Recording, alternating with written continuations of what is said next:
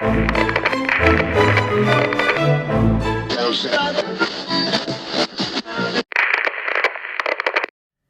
guys, welcome to the lab. Episode 7 of Leon in the Lab starts right now. Special thanks to anyone who's watching this. The support and outreach for the show has been amazing. And episode 7 is a really fun episode for me. I was joined by Rohit Malhotra. He is a fellow podcaster. You can find him on the Sneaker History podcast. He also has an F1 podcast that he co-hosts called Exhaust Notes. It's covers everything to do with F1 racing and stuff like that. But he joined me in the lab to create some really cool hats. All of them are based and have roots to his family, so that was really cool. He came on and he made stuff to kind of honor different members of the family, so that was really an interesting take and an interesting way to design hats. So for that, I hope you guys take the time to watch that. And a special shout out to sponsor the show, Pro Image Sports Colorado. They've been really cool to me. We have a lot of different things in the works right now in terms of different hats and different designs. And previous show hats are in production right now, so that's really cool. And hope you guys enjoy the show, and make sure you guys are really active in the comments and letting me know what you think. And hope you guys enjoy. Hey guys, welcome to the lab. We have Rohit joining me today. How you doing today, Rohit? I'm doing great, Leon. How's it going over there in Toronto, I believe? Toronto. Not too bad. We're surviving. But thank you for taking some time out of your schedule to join me in the lab. So we will be creating a couple of hopefully some pieces of art for people to see. For those who don't know, Rohit is a professional in the fashion industry out of Beaverton, and you're part of two really cool podcasts that I've been kind of following for a while now. So Sneaker History, mostly focused on sneakers. It's obvious in the title. And then Exhaust Notes. Tell everyone how you got involved in those and what those are about. Sure. So I like to joke that I'm a part of the Nick Engvall cinematic universe because he's, unfortunately or fortunately, depending on how you want to look at it, the tie that binds all my podcast experience together. And how I joined that conglomerate, if you want to call it that, was I live in Beaverton, like you mentioned. So one of the other co-hosts, Robbie Falchi, he's also in the greater Beaverton area. And we kind of ran in the same circles. So one day, out of the blue, he hit me up on Instagram with a DM so I could finally cross that off the bucket list and be like, somebody made a scandalous offer for me in my DMs. And he just said, hey, man, I know enough of the people that you hang out with, and they tell me you know a lot about sports, and we're looking to venture out a little from our podcasting perspective. Would you want to join?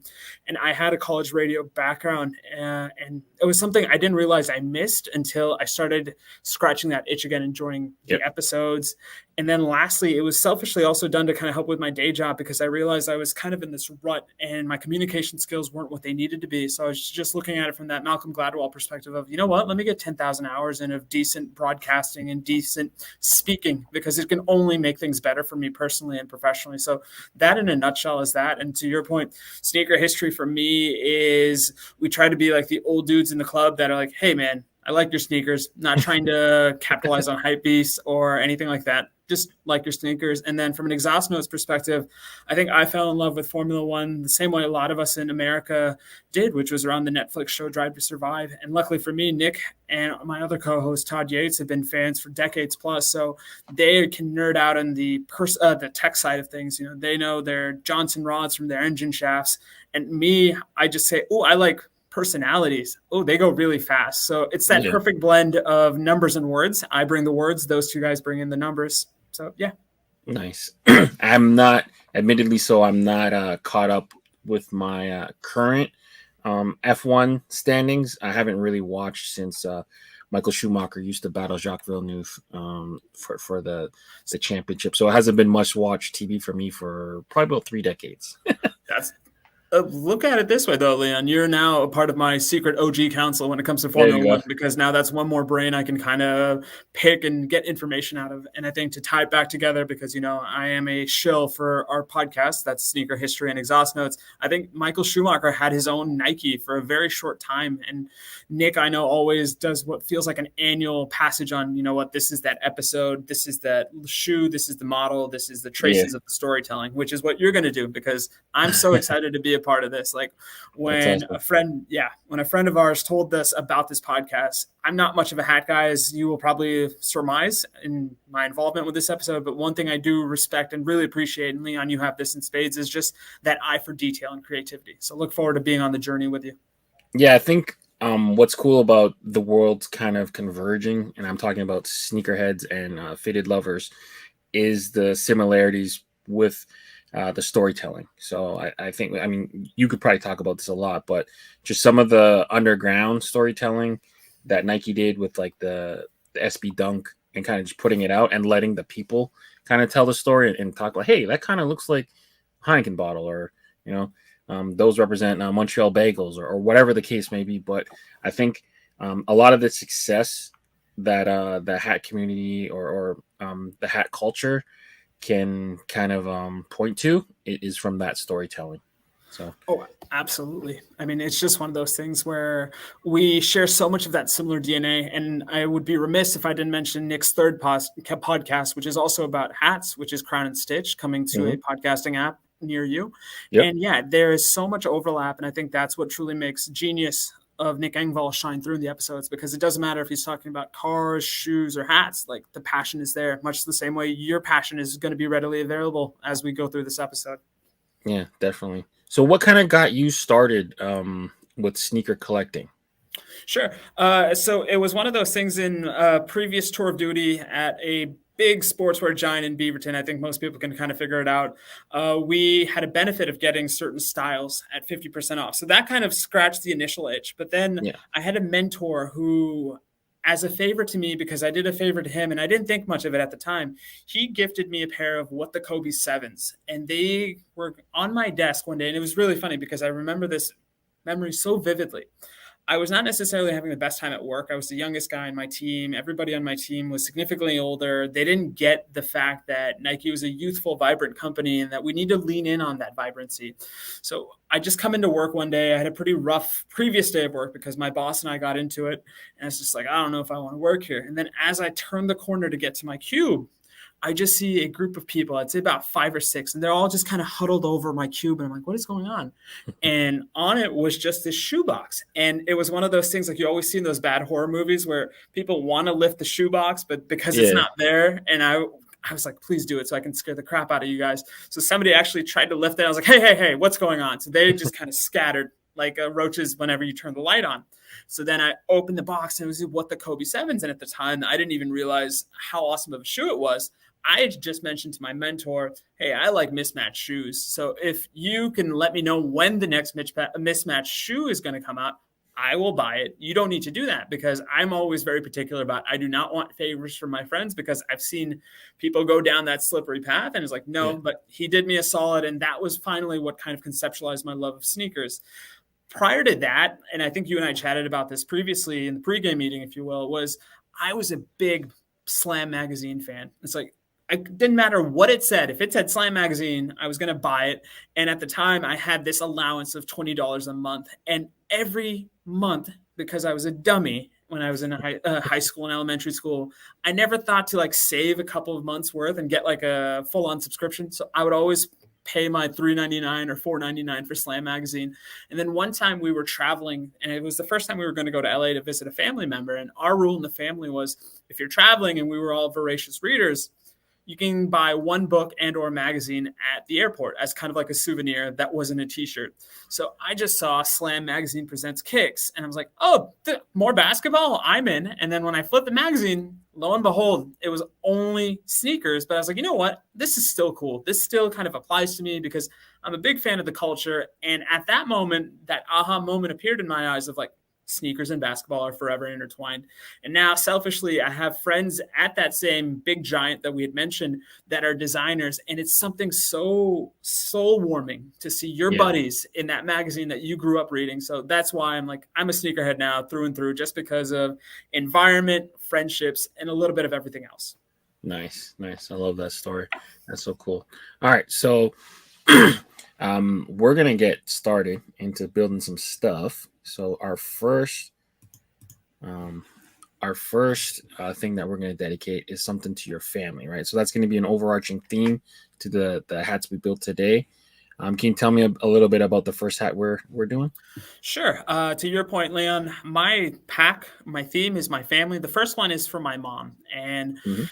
she's just truly what every mom should hopefully be to their son or daughter. She was my light. She gives me motivation. She gives me just a confidence that sometimes, whenever the world beats that out of you, your mom is always going to be there with a kind word and a warm hug. So I wanted to make sure that as I commemorate what makes me me, it's really my folks and my daughter. But we'll get to those stories later. But we'll start off with my mom. And the thing with my mom, and it goes back to our love of sneakers, is when I was in high school, she got me a pair called the Nike Airjet Flight. And if you listen to any of the other podcasts that I'm affiliated with, it's my favorite shoe. I hope it retros at some point in the next 5 to 10 years, because I will buy almost all of the colorways, no matter how tacky, no matter how flashy they may be. But for me, the iconic pair was a simple red and wolf gray. And that's going to be the overarching color of this hat. And for me, having that conversation with my mom, specifically around those sneakers, was her kind of surprising me with it, because we were first generation immigrants. So we kind of had to keep our money close. But whenever we did really well in life, whether it be in grades or athletics, my mom would always gift us Nike sneakers, whether it be for me or my brother. And this is the first pair that really just kind of resonated with me. And it was in that red and wolf gray colorway. And I love that sneaker so much. I would wear it every day, even though they were meant to be my basketball sneakers. And sorry, listeners, this may get a little graphic. I just wore those so frequently, and I would wear them sometimes without socks, that there would just be a special odor emitting from them. And my mom would go into my room. First, she would hide the sneakers. So then in the morning, because I was a late riser, I was like, oh crap, I don't know where my sneakers are. I guess I have to take some other pair. So I would take another pair. She would then throw my sneakers away. But this is the greatness of my brilliance, if you will. My shoes are so stinky that I could differentiate that smell in the trash can. So then I would go dumpster dive in my own house, bring those sneakers back, like let them air out, and then hide them again. And then it became a cat and mouse game. So for us, that's something that's forever intertwined between the two of us, which was this Airjet Flight shoe. So taking inspiration from that. And then the other thing was, I come from a family of sports fans. As we'll kind of touch on the other stories as well, sports plays a big part of who we as the Malhotras are. And what's unique about my mom specifically is I always look at sports through the lens of a North America perspective, which is it's overwhelmingly a dad watching activity. Like, all that you learn about sports is from your dad. You cuddle up next to him, you watch your sports, he teaches you who's good, who's bad, what are your allegiances, what do you not want to look for.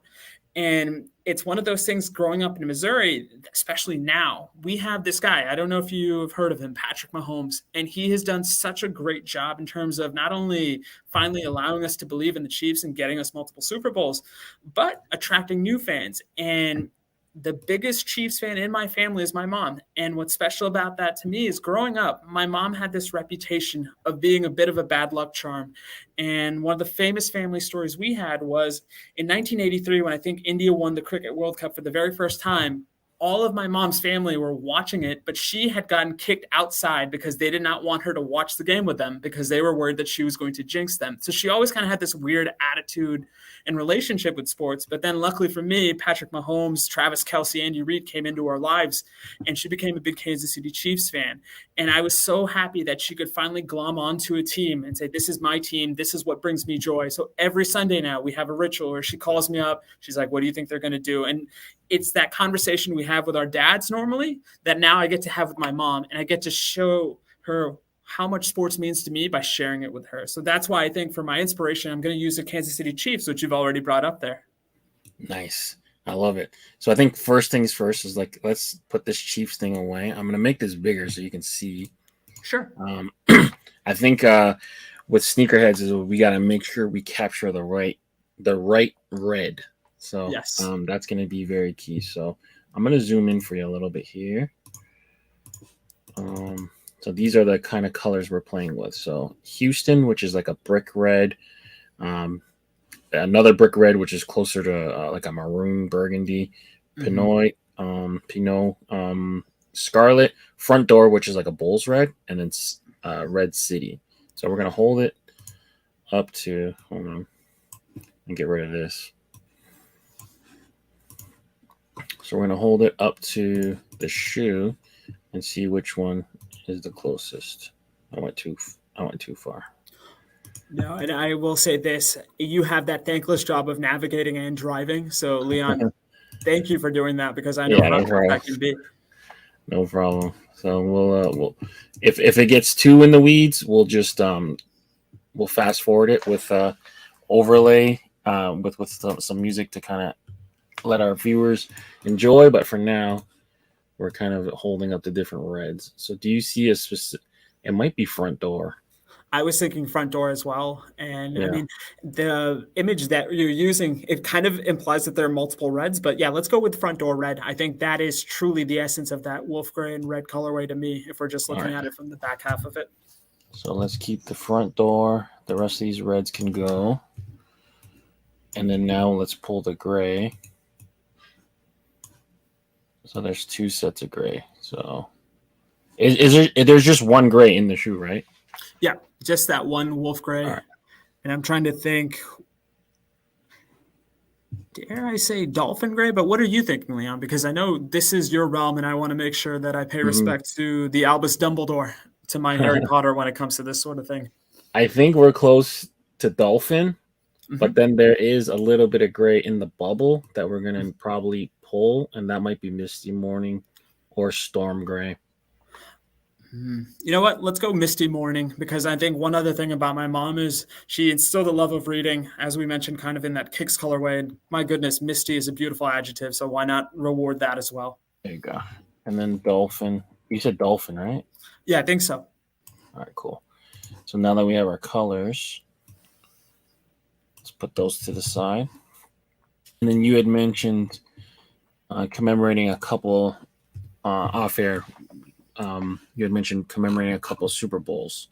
So 2020 is this one. I still don't know how L is a Roman numeral, but that's a story for another day.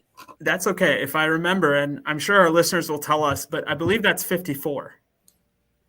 Okay. No, that I know. I just don't know how it all works together. Apologies. I just explained, so that's on me. Yeah, you're a smart boy, and I'm a dumb one. You're good. It's just, I don't know. It's like a weird thing for that to count as 50, but it is what it is. So, all right. So we got our stuff here. So we're going to commemorate 2 Super Bowls, one for you and one for your brother. Let's talk about that a little bit. Absolutely. And I think it's one of those things that I know the Chiefs' recent rise to fame has kind of led a lot of non-Kingdom or non-Chiefs fans to kind of think, okay, this is bandwagon. But no, it's not. I mean, for my mom, she had always kind of kept an eye on football because it was such a unique sport to her, coming from India where cricket rules everything, that you take literally the polar opposite in every aspect of it and put it out on the field, so to speak. Whereas cricket is very slow and methodical. Football can be that, but my goodness, when Patrick Mahomes and Travis Kelce connect on their improvisational best, it feels like we are just watching two people control time, space, physics in a way that usually is reserved for the likes of Doctor Strange. So I think having those 2 Super Bowls tie up with the fact that she has 2 sons is a perfect symmetry there. And my brother's infinitely more stylish, so I don't mind him getting the backdrop of, I think, Arizona, which was what that 57 was. But at the same time, just having, once again, that symmetry around the fact that if my mom sees this, she knows that, yeah, it's a cute hat or it's a beautiful hat, but then the detail is always there that she can really kind of nerd out on. Cool. All right, so I'm going to pull up a bigger version of it. So what would you rather color first, the color of the hat or the color of all the logos? What is easiest? Because I would think it's the hat. But I think the hat, if you kind of get a conceptualization on what it looks like, then it's easier to color the logos for it. Let's do that then. Okay. No, I'm learning from you. So I am clay. You are the hands that mold me. So please mold me. All right, cool. So in terms of hat, have you thought about if you want to make it a mono hat, so like one color for the crown and visor, or if you want to do what's called a two-tone. There's another thing where there's some people like white panel fronts, so the two front panels are a different color. Have you thought that deeply about it?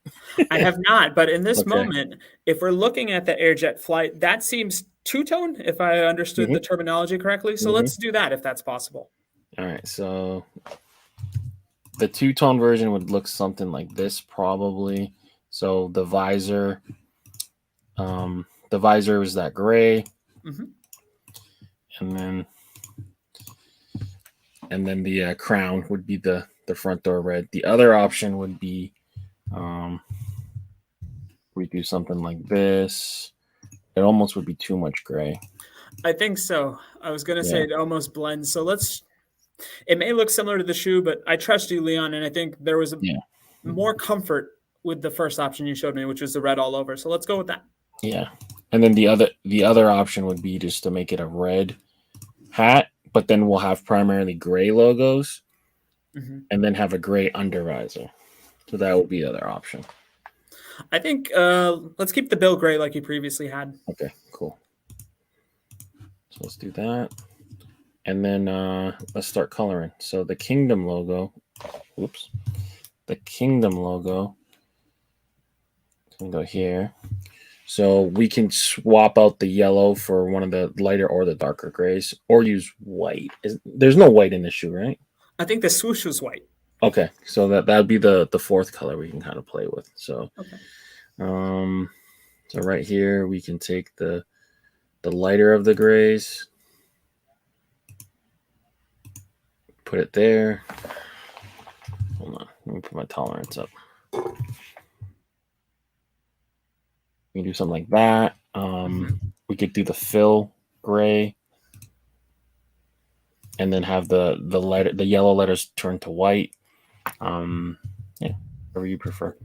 Yeah, let's try that. Can we fill in the gray and then turn the font and the outline to white and just see how that Yeah, looks? yeah, that's easy. So, Leon, if you don't mind me interviewing you as you do this, because I just Hmm. figure you're very No good at problem. multitasking, what led you to kind of do this, or what was the moment for you where, like, you know what, let me make this a podcast? Because this is one of those things that I had no kind of exposure to. But now that I think about it, this is a brilliant podcast because it kind of combines that eye to detail that we were chatting about in terms of hat culture and sneaker culture, but you make it in a very easy to digest, palatable form. Was that something that you always envisioned, or you kind of fell into that? Not really specifically. So basically, I kind of make hats all the time, and this is something that really is something that I do off camera a lot. And I did a couple of how-to videos, and people really like them. So yeah, it's just one of those things that kind of evolved, and it's a way for me to express or show people what I do, Mm-hmm. and it kind of went from there. So it was originally started as like a little bit of a flex, like a hey, look at me type thing. But then it's also a way to show off um, my skills. So us at we started a podcast called Views from the Vault, and that was mainly a podcast to review hats and talk to different designers and do different stuff like that. But this is kind of a way for me to step away from that and kind of flex the creative muscles, so to speak. So Well, sir, you look like a young Arnold Schwarzenegger in Austria, the way you're no, no, flexing. no, So, no, no, no, no. All right, so this is white with gray. I used the darker okay. gray, Hmm. um, and then this is what it would look like with the lighter gray. So that versus that, I kind of like the darker gray a little I bit kind of do more. too. There's more Even more yeah, contrast. yep. And I think that's the other thing as well as I've kind of dived a little bit deeper into hat culture. What appeals to me as a novice is those contrast in color. So I think let's go with the darker gray. All right, so it look like that. And then we said that your brother's getting this one, Yes, he'll 57. get All right, them. Yeah, cool. let's go chronologically. They won their Super Bowl, so yeah. All right. So what are we doing color wise for him? Do we have any favorite colors we want to work with? Now I'm trying to think. He's one of those guys that anytime I talk to him about any sort of sport, he's got a new favorite person and a new favorite team. So Mhm. that's where I was just like, does it make more sense to kind of keep this one traditional? Because I kind of think that there's a nice contrast in the colorway. But well, I guess what are the options if I told you his favorite color was, let's say, purple? Purple, yeah, we could pick the purple and pick the purple that you want to use. You have the option to keep it kind of as it's colored, so it looks Mhm. more standard. It's totally up to you. So it's Okay. whatever. This canvas is yours to paint uh, Okay. Well, together how with about me. this? Okay, so let's do this then. She is a big fan of barbecue, and that was something that Kansas City is known for. So if Mhm. there's like a barbecue sauce, maroon or brown, let's see how that may look because that's Yeah. something that my brother shares with her as well as they love a good pulled pork sandwich. So barbecue brown. You got it. You got it. Let me find it for you. So Got it. Leon, I may not have asked you this in the pregame, but do you have any siblings as well, or? Two younger brothers. Oh, nice, so a Two fellow younger older brothers. brother there. I like it. Yes, yes, yes. All right. So we got brown suede, mahogany, moss, brown, walnut, toasted peanut, and chocolat. Chocolat. Wow. I think the brown seems to be the most traditional base out of those that reminds me of barbecue. All right. And yeah, so we'll just get the painting. So, is there any specific color you want the brown to replace? Yeah, Let's how about the outline of the LVII? Let's just see how that looks. the outline. Oops.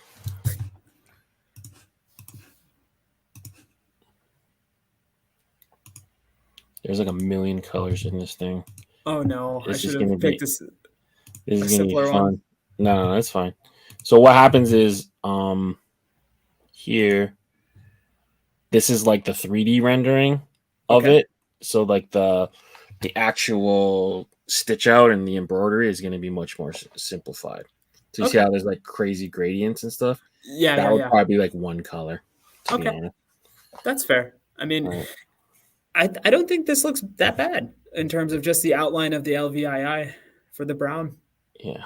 So let me try to punch it in here for you.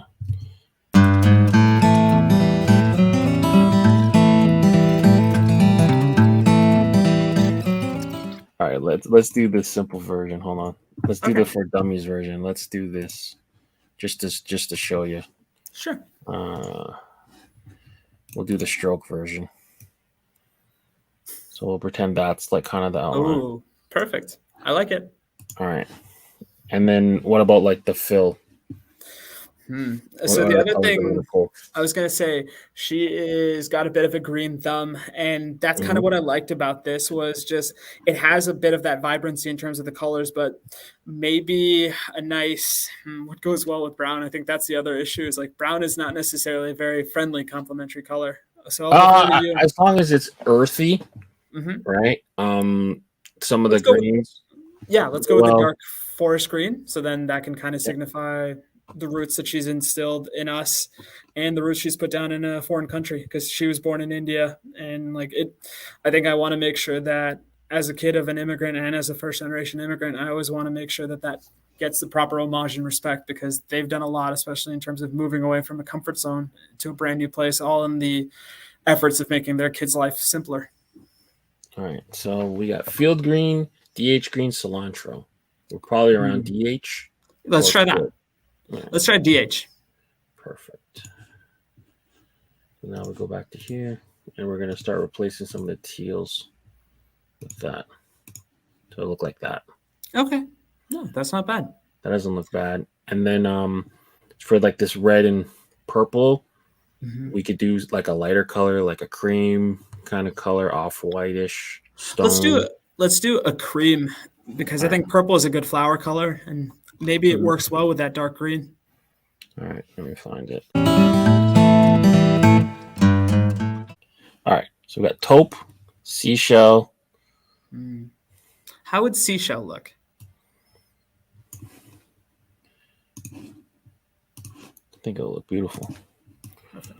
And the reason why is my mom actually has just moved to Portland and she's finally retired. So I mean, I think that's something you as a kid want to hear is like your mom can finally relax.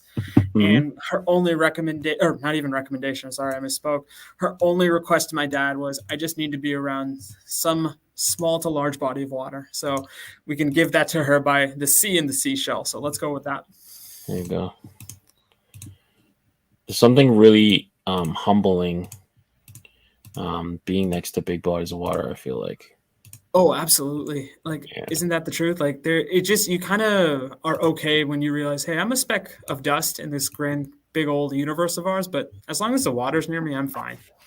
Yeah, exactly. All right. So we got that in there. It looks like we can still fill the shadow with the color. And then the silver. So what are you thinking here? I say let's keep the silver because then, I mean, that Lombardi trophy remains its identity. But what would you suggest, a lighter color or a darker color for the shadow? Because I think now we've alternated. I feel like we have one light and two pretty dark colors. Would it make sense to go light again? Yeah, we can. Like we can Okay. go like a khaki or kind of like a look at different type of gray, almost like a copper, metallic copper. Let's try a metallic copper. See what we can come up with. I like that. It's not bad. So if I can get the obnoxious question out of the way, how many hats do you think you've designed like this, Leon? Ooh. Over under 5,000. Oh, under. Okay. Under I wasn't 5,000. sure the level of the passion, so I figured let me skew high, and I didn't want to insult you. Yeah, under. But it's units created over 10,000 probably easily. Oh, that's awesome. Of hats that I've designed that are out there, yeah, it's got to be in the 10,000s.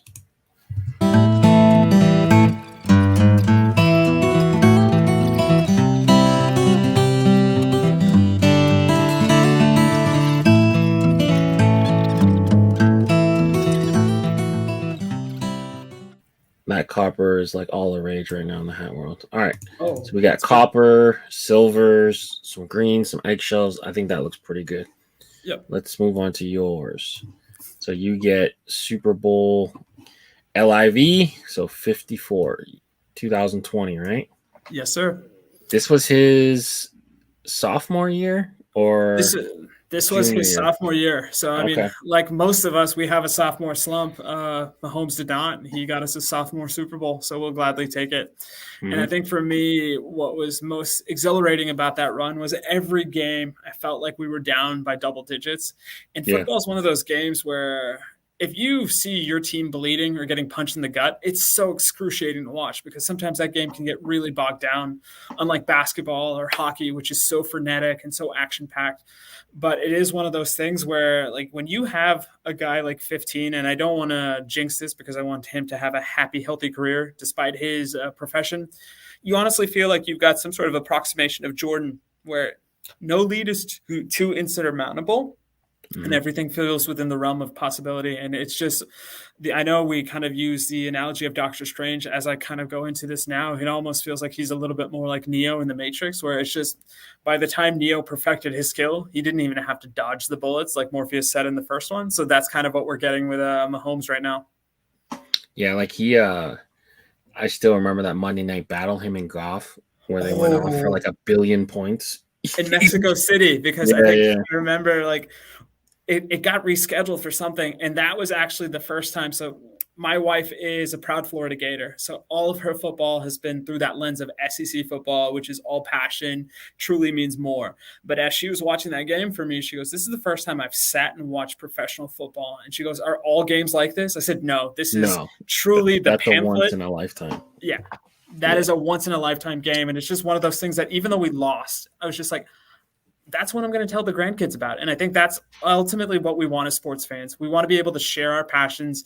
And you have these moments where it's like you can look at individual plays or you can look at the whole concept of a game performance. And he truly shines in both facets. Yeah, that was one of those ones. And then you almost didn't want it to end. No. It was so crazy.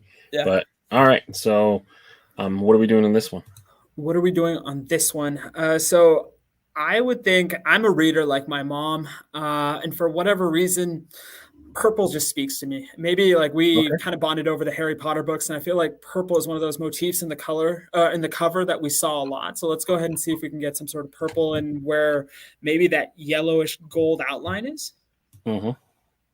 So there's many Oh yeah. purples. Let's go with So a I'm gonna give you some options. So these are the perfect. lighter Mhm. purples, Oh, and these are then lighter. Okay. I'll give you the darker purples, starting from New Orchid, Concord, Magenta, those kind of things. Okay. So if you see any purple you like, let me know. Hmm.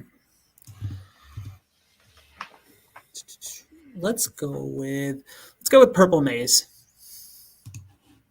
I wanted to make sure that was maze and not haze because Yeah. RIP to Jimi Hendrix. All right. So we're gonna get the yellows to purple haze or purple maze. Maze. See, Yeah, now yeah, I've yeah. got you doing it. So what happens with the hats is usually one color will be tied together as a thread stop. So Okay. you wouldn't be able to be like, oh, one side of the shadow, one color, and like, no, it has to No, they all have to go together. out of fairness to you, I did not want to get too exuberant with it because I was like, at the end of the day, we've got to make sure we keep people captivated and not cause you to just break your keyboard in half or your Nah, mouse in. we're good. We're good. All Alrighty. right. Anything Uh, else? Do you like this teal here still? I do Mm-hmm. because I think it. Hmm. What do you? What would you recommend? Because I'm one of those people that I can't really think that much in terms of style unless Yeah. like I have it kind of thought out. What would you contrast that purple with, if anything? Or do you even like it the way that it is, where we don't even need the purple? What would you prefer? So like there's like a lot of different color theories. Mhm. Contrasting and complementary colors. So I guess if you're looking at the color wheel, gold works well with purple. You see it a Okay. lot used in teams. But also keeping it close to what it is with that purple accent is really cool too. So it's really kind of how you perceive it and how you personally want to make it, basically. You know what? This is a detail I was going to use in the next hat, but let's go ahead and put it there. So, growing up, we had the golden rule as kind of our family mantra of treating others the Okay. way we want to be treated. And since you are a master of color theory and it makes sense, let's see if we can make a nice gold to that teal as a substitute. All right, cool. So we're gonna punch in some. So you can go metallic gold or you can go flat gold. So that's like the metallics. Okay. And then the flat gold, we're looking at like these, kind of similar to like what the Vikings, athletics. Like a Laker gold in a sense. Yeah. Like they call it gold, but it's essentially yellow. Mm. So you can go either. Let's try the Laker or the athletic gold. Right. I want to see how that looks, if that's the right amount of contrast.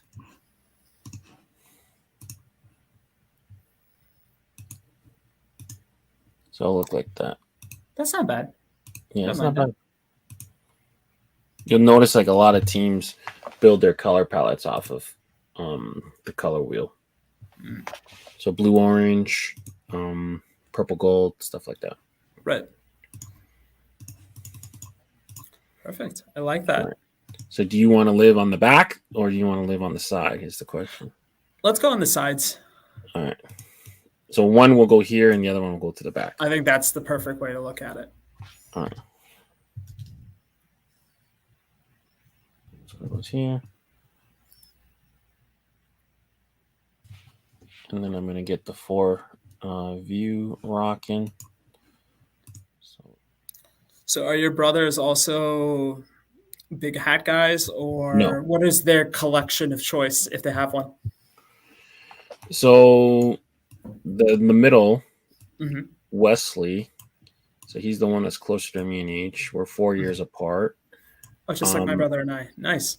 Yeah, so he essentially looks like my twin.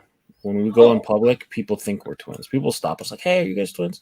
We're not twins. We look very similar, body shape and everything. He collects sneakers. Okay. And I guess fortunately, unfortunately, we are the same size. Oh, that's But both perfect for hats, you. Yeah, hats and Yeah. sneakers. We don't really share stuff that much anymore. When we were younger, we easily could have Right. done that, but yeah. So he I guess he's more into sneaker collecting. He doesn't really like hats. He keeps his hair really long. Like he does have a bunch, but like nothing compared to what I have Okay. in terms of hat collecting. Mm-hmm. And then why are you doing that? And then yeah, my youngest brother Henry, he looks nothing like either Wesley and I. Doesn't really collect anything. He does not have the collector bug at all. So he does have shoes. He definitely, I don't even think I've ever seen him wear a hat. But yeah, but he doesn't really collect anything. Here's the thing, Henry, if you're listening, if you're watching, please, for your brother's sake, wear one of his creations. It would make him feel top of I the don't game. even I don't even know what his hat size is. Like, to be honest, he doesn't own any hats. That is no, it's interesting to me because my brother didn't necessarily become a sneakerhead until I got him a couple of Jordans, and it was one of those things that he always wanted to be a doctor. And Okay. hopefully I'm not telling stories out of turn, but it was one of those things that he took the MCAT a couple times, didn't get the score he wanted, and I just remember bribing him like, "Hey, you know what? This Jordan 11's coming out this holiday season. You get that score, I won't buy a pair for me. I'll buy a pair for you." And I think Nice. he got close to it. You know what? For this purpose of this story, he got the score. So I was There more you than go. happy to kind of give him those shoes. And it was one of those things that you see your brother kind of puff his chest out and walk with a bit of confidence. And I was like, yes, you know what? That's why I do this, just to make sure he feels good about himself. Because I think I'm sure you feel the same way about both Wesley and Henry. Like you're their bodyguard, you're their security blanket. So that's Hmm. awesome. And please, Henry, wear the hats. Was it Henry? Yeah, Apologies if I've Henry. already butchered it. It's Henry and Wesley. Wesley. Most people in my family, for whatever reason, they all have and what like most of like my cousins and everyone, they all have names that end with Y. I Ah, think only a couple cousins that don't. So I'm one, and Karina. There's a dragon, but yeah, everyone else ends with a Y for what I don't know. I don't know. Maybe it's just ease of speech. Maybe that's just kind of how it worked out. no, and I get a semblance of that because I know that my folks were so worried that when we moved to the States that people were going to butcher our names, and their whole thought process was, my name is fairly simple, Rohit, Hmm. and my brother's name is Ude. And it was one of those things where I always tell my American friends this is like, you know what? As long as you attempt it, I will never get mad, no matter how Yeah, bad the pronunciation is. yeah, But yeah. if you don't attempt it, I'm going to be like, come on, man. Like, make the effort and I'll make the effort for you. And then funny story was the only exception I'll make was in high school. I had a gym teacher who was our kind of football coach for the whole high school. And as is the case growing up in the Midwest, the football coach, if very good, can kind of control the whole flow of the school. For whatever reason, he took to me like duck to water, and he's like, you know what, I like you. So I'm like, okay, this guy likes me. He's seen me around. So the first day he has me in class. He like looks at my name. He goes, yeah, I can't pronounce this. And I was like, oh no. He goes, It's not that hard. it's not that hard. But Yeah, I had gold shoes on. And he goes, you know what? You remind me of that robot from Star Wars. I'm going to call you Robot Malfunction. So that nickname followed me all throughout high school. And I was like, you know what? It's funny. I enjoy it. And it was one of those things, anytime I did something noteworthy in class, to be like, hey, you know what, Robot? Good job. I like it a lot. So I was like, you know what? I can live with Robot. So he's one of the few people that can call me a bastardized version of my name. But that's what life is. You just got to roll with the flow. I like it. All right. So now I'm gonna test your memory. Okay. Usually a hat like this, most people would go a green bottom. Mm-hmm. Which green is closest to the grass color to your Kansas City Chiefs? I would think it's the emerald green because that seems to be the darkest. Okay. But I don't know. Maybe because I'm petty and there's a lot of Eagle fans in my Twitter life that like to invalidate that trophy. I would like to put the Kelly green there just to let them know, hey, you All guys right. came really close to winning the Super Bowl, but you didn't actually do it. I like it. Kelly green, you can never go wrong with a Kelly green. Okay, Kelly green perfect. is actually my favorite undervisor. Oh, awesome. Then Yeah. I'm in good company then. I'll take Yeah. that all day. Yeah. There you go. It just invokes classic feelings. That's what Yep. The on-field used to be. Mm-hmm. If you're gonna wear this hat a lot, I would suggest you to go black sweatband. White Let's run that. sweatband looks better, but if we're talking practicality, black is the way to go. Black is the way to go. All right. Leon, can I ask you a question? Would it be possible to move the what is it, 57 logo to the other side, or stack them on top, or no? You can't. Okay. You can't. So Walk me through that. New Era has very specific branding, so that's where this lives. So okay. if you can put one above it, but it will be a much smaller logo. Okay. Thank you for that. Getting the whole panel. Then let's keep it as is. Yeah. I like it. If we're doing two logos, that's the most even way we can stack it. You can go like that, but then it's a whole other. No, you know what? I also like it because unintentionally you've kind of created the spoke in the Indian wheel with the black sweatband. So I like it. Great work. There you go. All right. So number 1, done. One down, 2 to go. Yeah, let's save this. Mama Love is scratched off the list. Yeah. Check. Save these and start the other one. All right, so number 2. It's a mother without a father, right? Yeah, exactly. And I know dad hat is kind of a loaded term in the hat industry, but I didn't know what else to think of it with regards to how to classify it. But this is my dad hat. And for my dad, growing up, he was a more traditional sports fan. He was a pretty accomplished athlete back in the day. And it was one of those things where his brother, my uncle, made it to the Indian cricket national team level. And my dad was a fairly good field hockey player because that was the other big sport in India at the time. But my dad kind of had to take a back seat because he told my brother, hey, you're at the pinnacle of your sport. I'm not going to get to the pinnacle of my sport, so I'll kind of take care of our folks. So I just wanted to kind of pay respect to that by saying, you know what, he gets his own hat the same way my uncle has gotten a bunch of cricket merchandise over the years.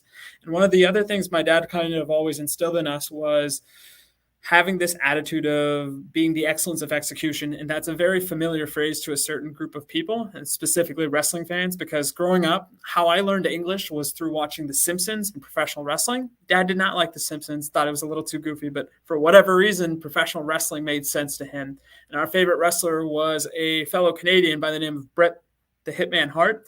And he's got so many catchphrases. And I thought to pair that with arguably my dad's favorite team to watch, which was the San Antonio Spurs of the last decade, especially when they were passing the ball as beautifully as they were, it just made the most sense. Because if there is one thing that Greg Popovich, Tim Duncan, Manu Ginobili, and Tony Parker embody, it's that excellence of execution. Probably one of my favorite commercials ever is the Mobb Deep song, Shook Ones Part 2, set to the backdrop of the Spurs executing a play, because that's everything you need to know about them. And that's kind of where I got the inspiration for this next hat. All right, perfect. So it's good because the Spurs are in the news again for rigging the lottery and getting Wemby. So it's exciting times. I mean, they're back. So let's do something for that. Perfect. And if you don't mind me asking, Leon, are you a Raptors guy then? Hell yes.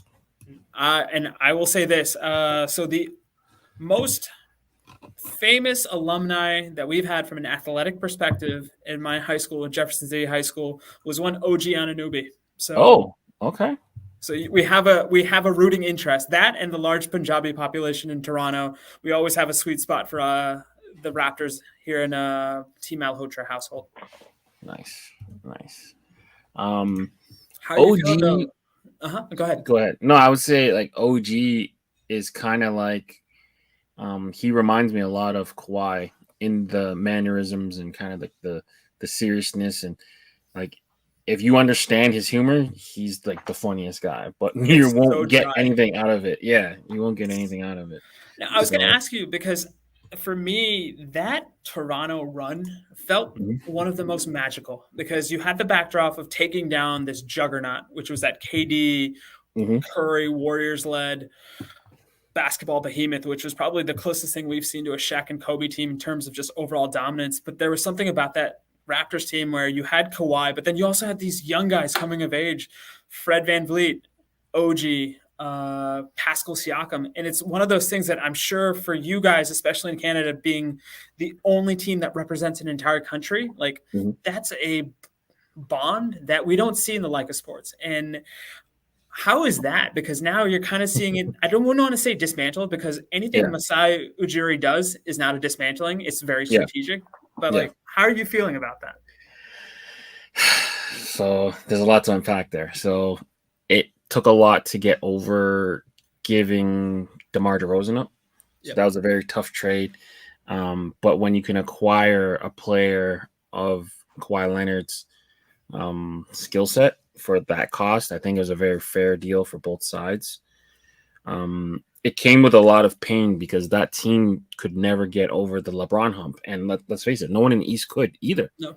So it wasn't just us.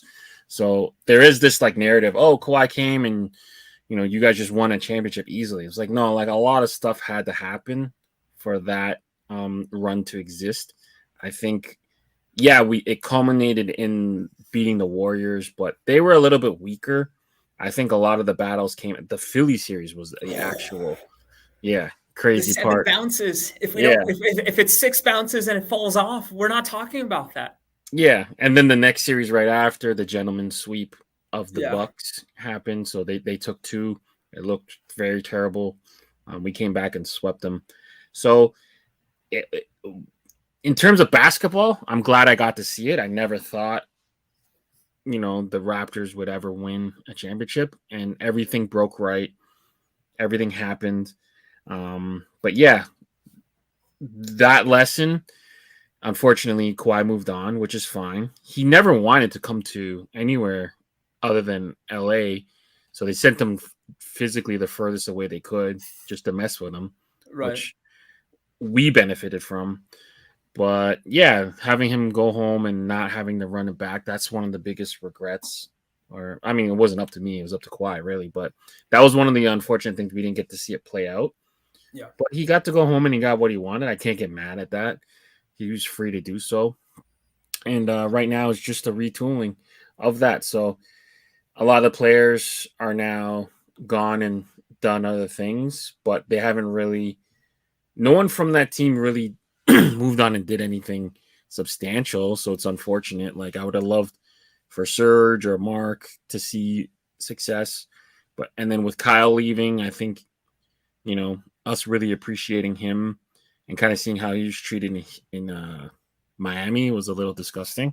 Yeah. And then now Fred's gonna go on and play in Houston for max money, and I can't be mad at him for taking the money. I mean, who wouldn't want not that money? So No, I think I don't want to call it a divorce, except for maybe in the Kawhi sense. But even then, it was amicable at best. No, and I agree with you. It's just like every time you get a champion, you want to see them do. It's a 2-year process in a sense because you want to see yeah, them defend. yeah, And that team, especially even the remnants of that team in the bubble, my goodness, like it truly embodies that notion that Rudy Tomjanovich said is like never underestimate the heart of a champion because they kicked, they screamed, they bit, they gnawed, and yeah, they got out. I think and let me know if I'm speaking out of turn if it was in the conference semis or the conference finale, but my goodness, I think it was the Heat. They earned their win because Toronto would not go gently into the night. it was Boston, I believe, in Boston. the Okay, bubble. thank you. Yeah. We took them to 7, final possession. Yeah, we scraped and clawed, and we never really got to defend because of the world shut down, and Yeah. it is what it is. I think everyone kind of remembers where they were when the Kobe news happened, and then it kind of spiraling, and then It was a dark time for basketball fans. yeah, we thought of things that were more important than sports, and things kind of shut down, and everything got kind of displaced and out of order. And then by the time we got put back in, there's the bubble and the travel and whatever. So I feel we never really got a true chance to repeat, and that's the unfortunate thing. And then the next year, they were displaced nomads. They had to play in Yeah, the Tampa Tampa. Bay Raptors. I Yeah. refuse to acknowledge that. Yep. Yeah. So like I always feel like we never got a real shot to repeat which is unfortunate. But there's gonna be people that say like, "Oh, you guys only won because so and so got hurt and so and so got hurt." But you can say that about any run, right? Yeah, I'm not a fan of this concept of asterisk titles. Every title required somebody on the other team getting hurt or some sort of bounce that went the way of the eventual victor. So totally get it. And well, thank you for letting me kind of pick at you about that. No problem. No problem. So We're back to taking the the actual spur. basketball. Yeah. We're taking the spur. So the thing about the Spurs colors and the Calgary Hitmen colors, they're not that much different. There's just an extra element of this like kind of pink glow that they use. Right. So it's up to you. Are you thinking in terms of a hat? You want to run a two-tone again? You want to go all black? You want to do a front panel? What are you feeling? Let's go all black and just kind of see how Okay. that goes, because I think the hints of pink, when hopefully done strategically, make it be even more vibrant. But half the journey is trying to figure out what this looks like on the fly. So, all right. So this spur here, you have an outline, a fill, and a shadow. So those are the three elements you can play with. So if you want to have a lot of pink in it, we can put the pink here. Oops. So we can put the pink here, like in the fill. I actually like that. Yeah. Like, I think that reminds me a lot of Brett the Hitman Hart, and by extension, his minor league hockey team, the Calgary Hitmen. And then we could do like a metallic silver around it and then punch in the black here. I think that's a pretty cool look. In fact, can we make it that big? Like no. So it would be like this big. Okay. No, that's perfect. About 2.5, 3 inch. Yeah, this reminds me a lot of his jacket. You remember he had like tassels? Yeah, the tassels on the shoulder. Yeah. And the other thing I'm trying to figure out is how can we work those iconic sunglasses? Because I think growing up in India, the number one thing I wanted more than anything ever was just a pair of those wraparound shades. Yeah, the almost pit viper look, right? Yeah, yes. Yeah, so here, so we can do either pink fill. So it'd look like that. Okay. Or we could do pink for the silver and then do the silver fill or black fill, whatever you like. Could we do the pink fill with the white outline just to see how that looks? Yeah. So pink fill.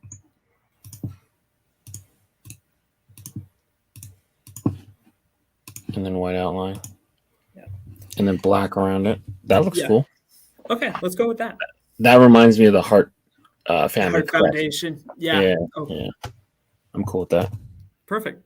If you're cool with that, I'm cool with that. I have his theme song stuck in my head now. Yeah, the iconic guitar twang that begins it. Yeah. So I know you had mentioned growing up, I think you had said your dad took you to see a couple of the matches. Do you have a favorite wrestler from that time period that you went with your father? Yeah. So he took me to go watch wrestling live. He still watches wrestling today. Yeah, I remember watching Macho Man versus Jake the Snake at Maple Leaf Gardens, I think back in 1993.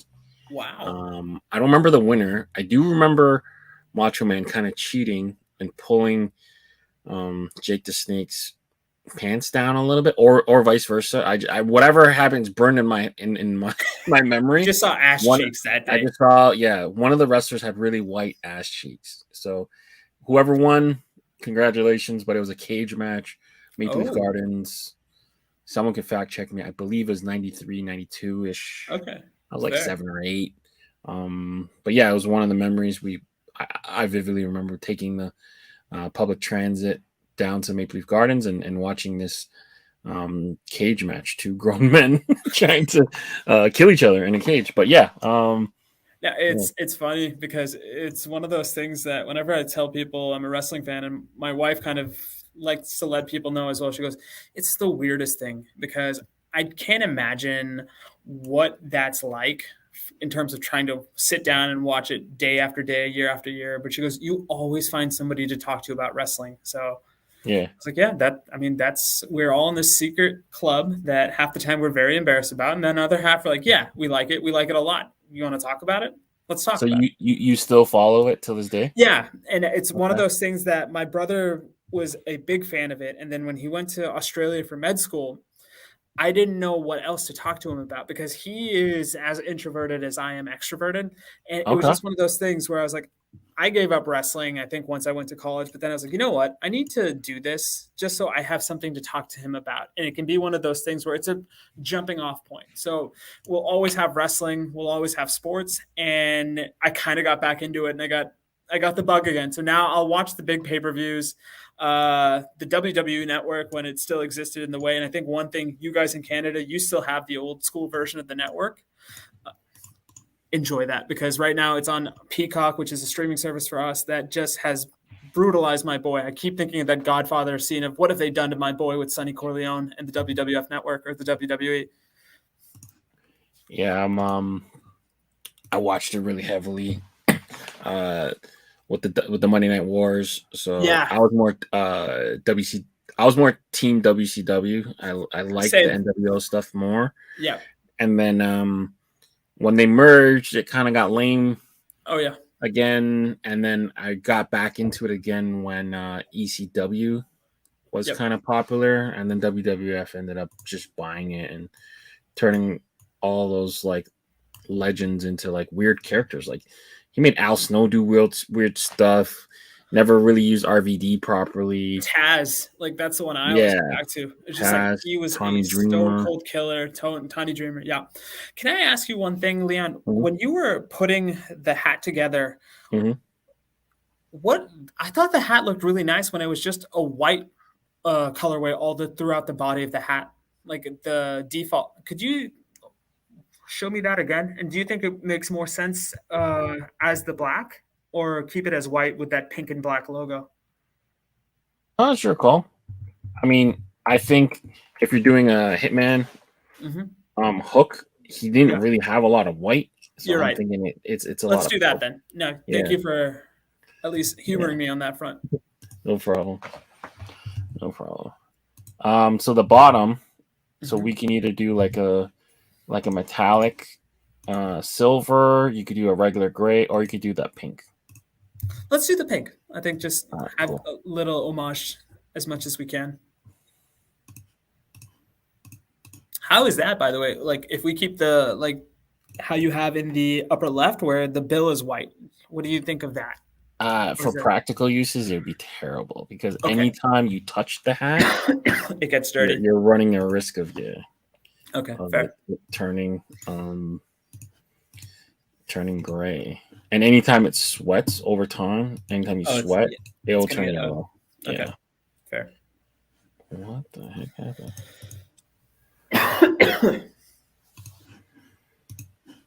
Oh Oh, my that god. looks good. Yeah. And there you have it. The excellence of execution. Oh, I gotta take this. Hold on.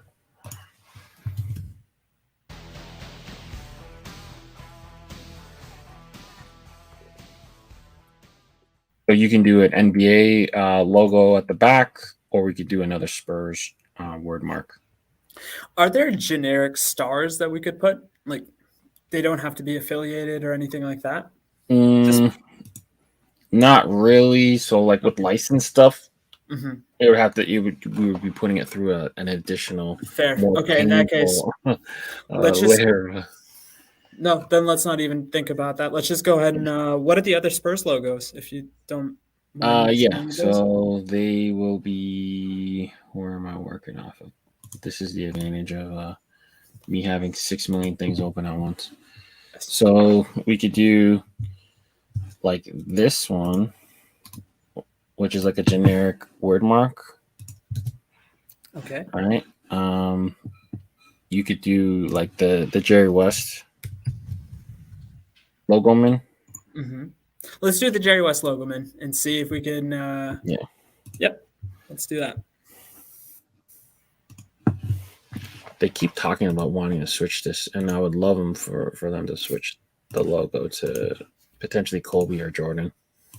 Yeah, that's what I always kind of wonder. Is like I I do think it's time for a refresh because we're kind of entering in this new century of basketball. And hell, we've been there already for 23 years. But Mm-hmm. that's the thing I kind of get stuck on is like, what do you want to do? Because for all intensive purposes, Jordan's best logo is the Jumpman, and I don't know if they're going to utilize the Jumpman because that's the iconic image.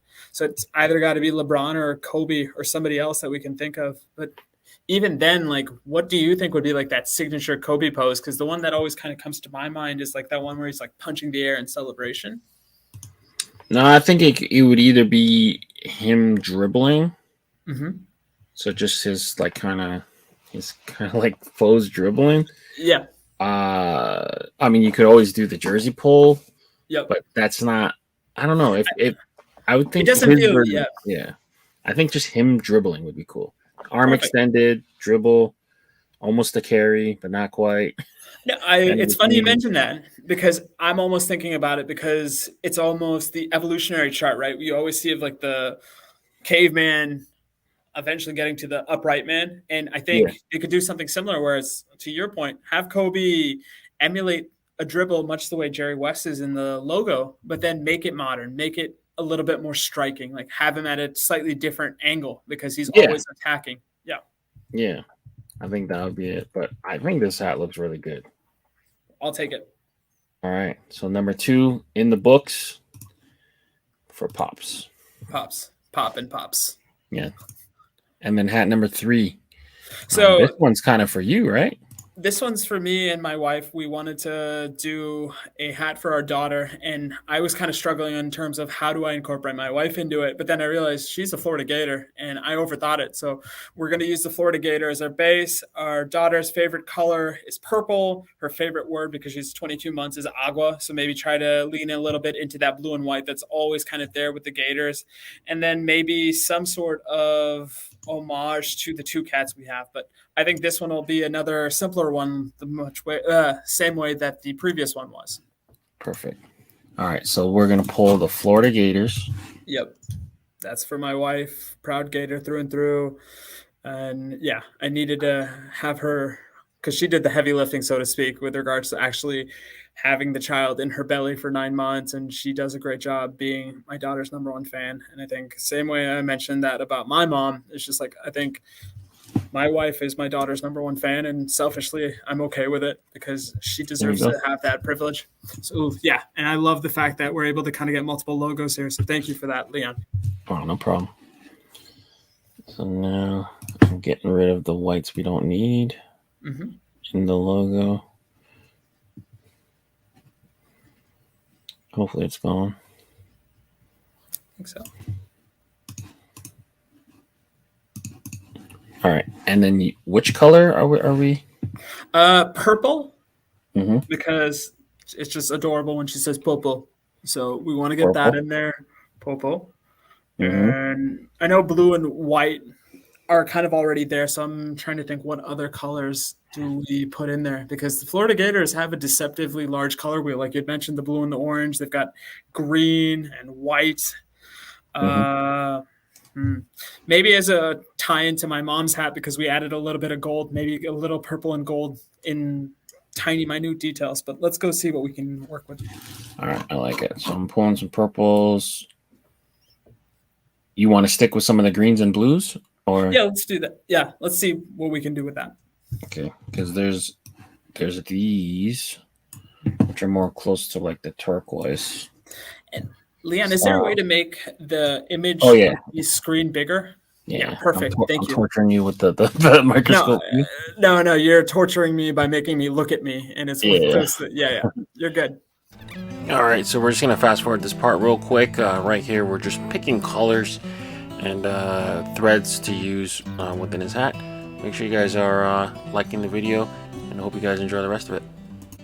Where do you want to start coloring now? So one way. Oh, go ahead. Go ahead. No, I was going to say, you had talked to me about 3 different types of hat, and I think for the previous 2 hats, we've gone a different way. Is there a third type of hat that, in terms of the structure or the color blocking? Yeah, so it would be like a front panel hat. So you would pick two colors to go to the front that are the same, and then another color that goes like here, basically. Let's do that. So it would kind of look like that. Yeah, let's go with that. Oh, okay, cool. All right. And then the gator itself, how are we coloring it? You know what? This is going to be very inside baseball, but can we make the teeth yellow? Because she's struggling with her brushing right now. And I want this as All a right. constant reminder that if you don't brush your teeth, Let's do it. yeah. I mean, it could be, people could think if it's like a gold grill, Yeah. which is You know very what? Florida. Very Florida. Shout outs to the Miami region as well. Yeah, we're all about inclusivity with this hat. So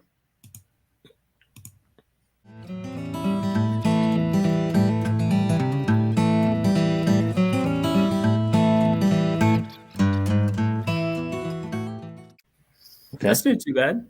Yeah, not too bad. Yep. And then the side patch, this UF right here. Mm-hmm. So we would pick up color for the orange and the blue to be subbed out. So Okay. So let's do this. I'm trying to think what colors. What's a color wheel combo that we haven't used yet in the hat? we'll pull it up for you. And I was gonna say I don't think we've used a lightish blue on any of the hats this time around. So maybe we get that light blue. So something that color of water, because that's the other thing about Florida. You're kind of surrounded by the water. Yeah, so we can do like this blue yellow or blue orange. Let's do the blue orange because I think that's also kind of in line with the logo's traditional scheme, but then there's enough of a versatility there that it feels unique. Yeah, so we Maybe- pretty much just leave it in in this color basically. Or maybe flip the colors if we want to feel truly like we've done something. Yeah, okay, let's try that. Let's try that. Because she's turned our world upside down. So that's my There you cheesy go. dad joke. There you go. There you go.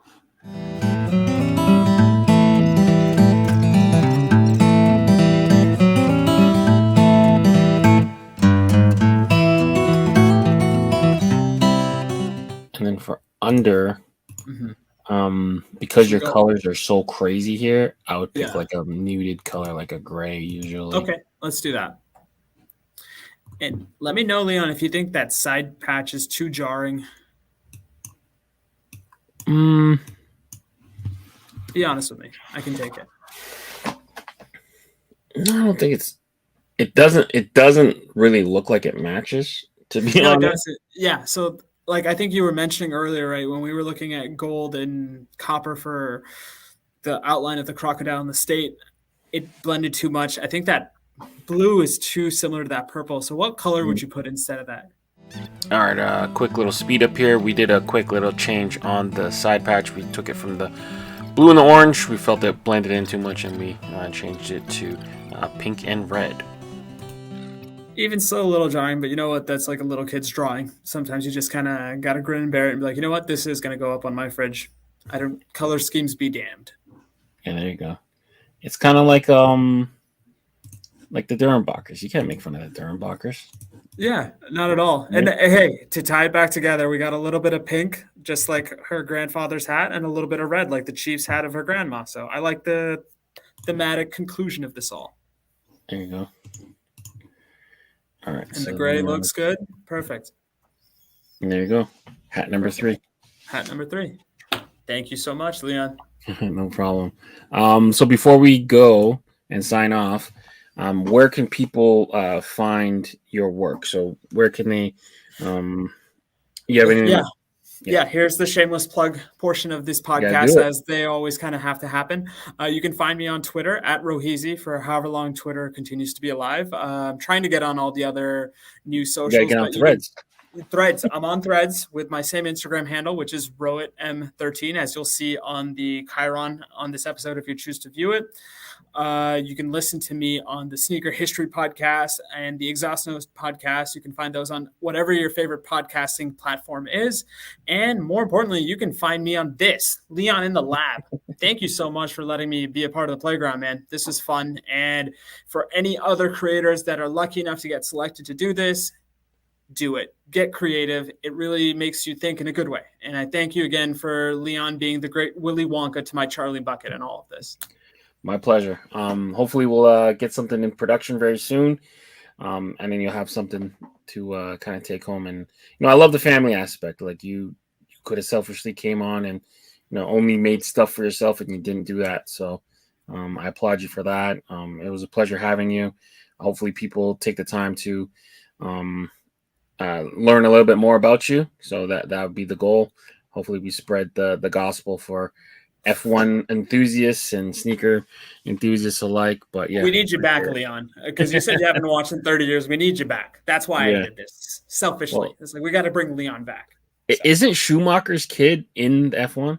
He was, and now he's a reserve driver for, I believe, Mercedes. But it's also one of those things that if you become a new fan or you are a new fan, like the kind of sad story of like the legends of this, because you have Senna, who, if you as a listener have 90 minutes and you want to kind of see what the hype about Formula One is about, if nothing else, watch the Senna documentary, because it's such a brilliant piece of work that stands alone. You may not even be a car person. Like I'm not a traditional car person, but I love that documentary.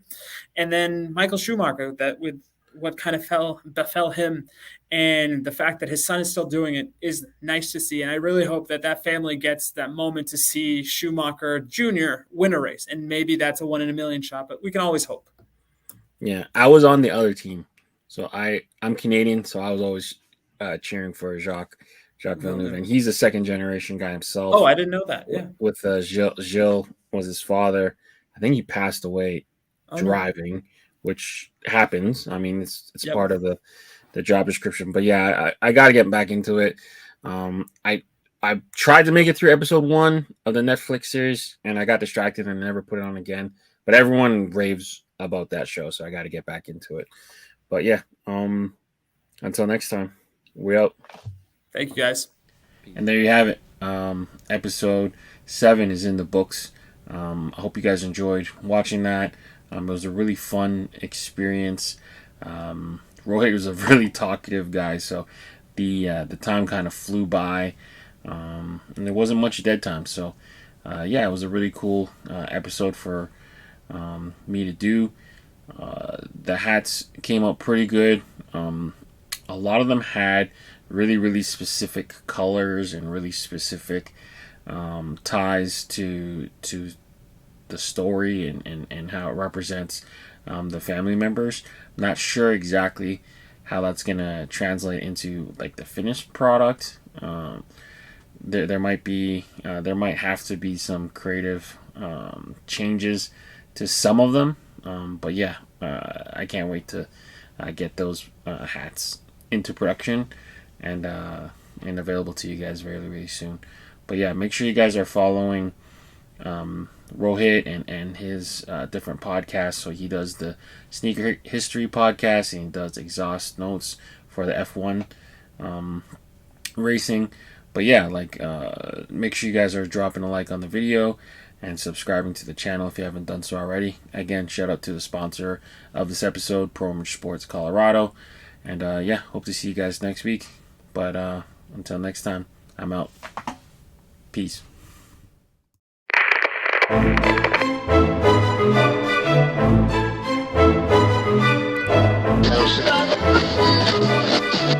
Oh,